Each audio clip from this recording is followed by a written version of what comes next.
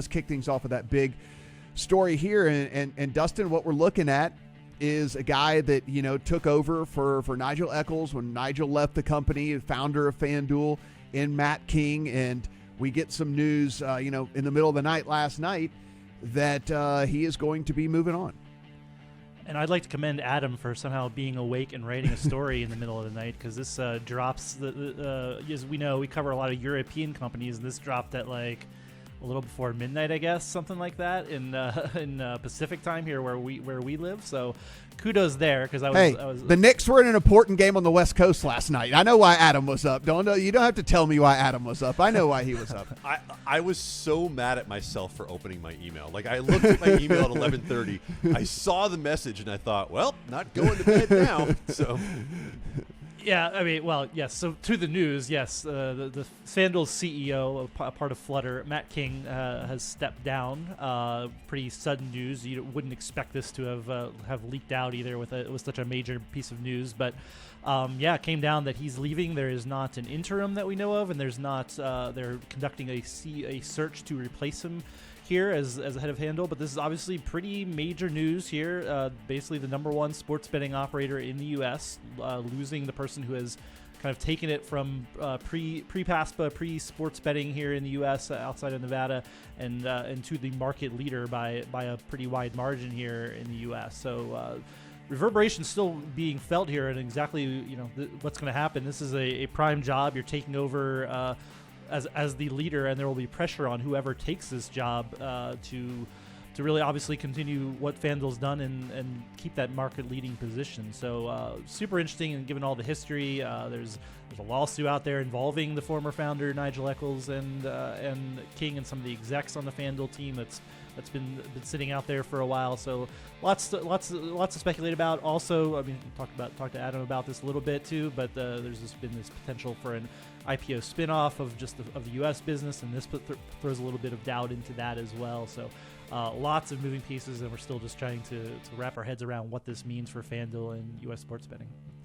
Flutter CEO Peter Jackson, while we were sorry to see him leave, he leaves the business in great shape. We are starting the process of looking for a new CEO for FanDuel, and we remain focused on maintaining our leadership position in the U.S. market. King, as mentioned in the article here, Adam, kind of hinted that maybe he is looking elsewhere, or at least has something burning inside of him. It's been a privilege to lead FanDuel the last 4 years through what has been an incredibly exciting period for the company.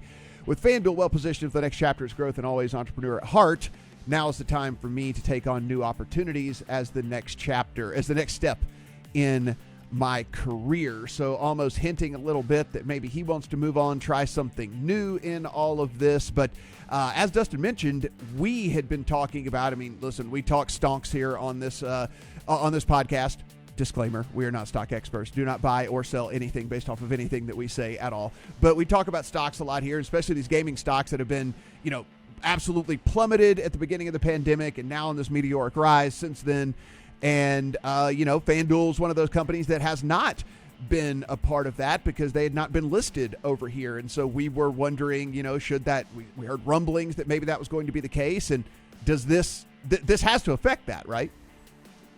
In fact, Matt, Flutter acknowledged that in the press statement that it put out about Matt King leaving. They were very clear in saying that his departure is going to affect their timing in terms of doing this. So Flutter kind of got ahead of it and said, hey, look, we're still thinking about this, but obviously we're not going to do it while we're in the middle of a leadership change.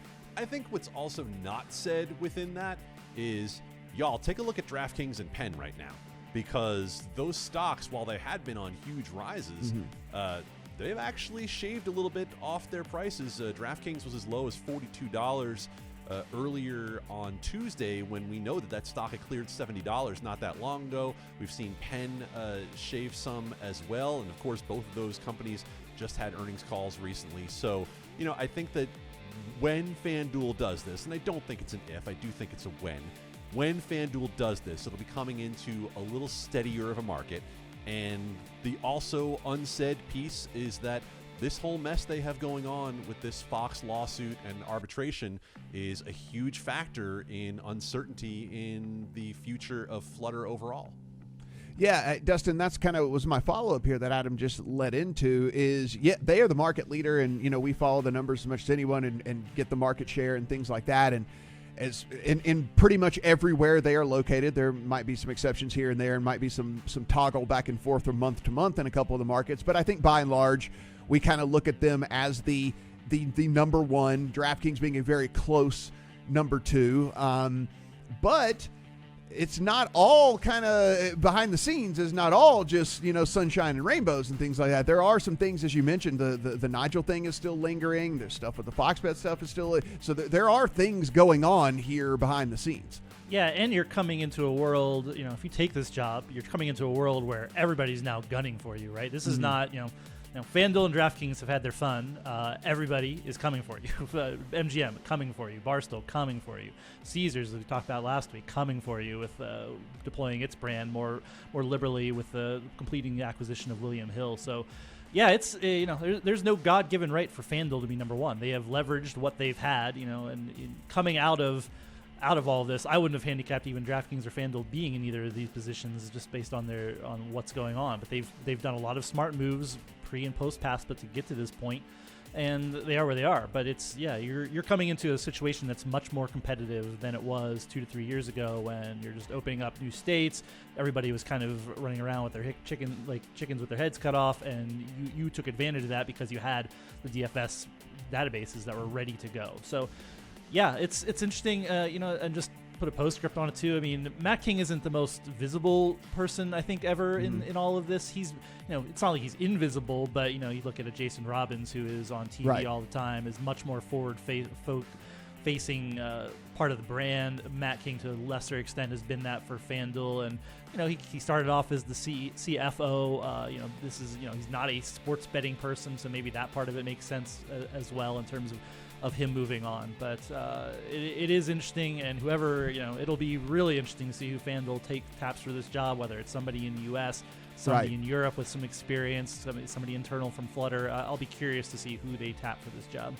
Yeah, that'll be the very interesting kind of follow-up to this. Adam, will just be, who gets this gig? I mean, it's got to be a super highly coveted gig. Is it going to be someone from the financial world? Is it going to be someone that actually has sports betting / iGaming / casino experiences? Where do they draw from? Because it is an interesting evolving space, interesting evolving world. So I don't know if there necessarily is the cookie cutter perfect candidate for something like this, because everything continues to ever evolve, especially when we say the real long-term end goal here for all this is actually the iCasino part of everything. So are you wanting someone who's actually more focused on the casino side of things? So it will be very interesting to see who ends up taking this. Well, before everything shook loose between Fox and FanDuel and Flutter, I do think there was a pretty obvious name, and this is not something that I have any confirmation of. I am wildly speculating and starting rumors here on the LSR podcast. Clay Travis. Absolutely. Doc Travis, exactly my guy. Kip LeVine's right there, folks. Like, Kip LeVine has experience with FanDuel. It's not, it's not a brand new thing, but of course, Kip, who's now running Fox Bet, it's not quite the same transition it might have been otherwise. And it might not be what they were looking for in the first place, but there was at least one name out there who I think made some sense, as sort of a natural fit. But again, that's obviously not going to happen. You just made a very good point also that it's the iCasino in the end. And if they are going to bring in someone with experience, there are far more people who have important experience when it comes to online casino than when it comes to sports betting. And when you look at what that is going to mean for the future, that would probably be the smart way to go. Guys, as always, a really good article over there. Like, Adam did it in the middle of the night, so if there happens to be a typo, just ignore it. He did it. Yeah, I mean, he just did it. He did it in the middle of the night over there. But all the quotes from all the players here in that article as well. If you want to go ahead and read on down that while you're around, go ahead, subscribe, rate and review us over there. Apple, Spotify, Stitcher, Google. We really do appreciate that. Help us climb up those charts. More people can find this thing that we're doing here.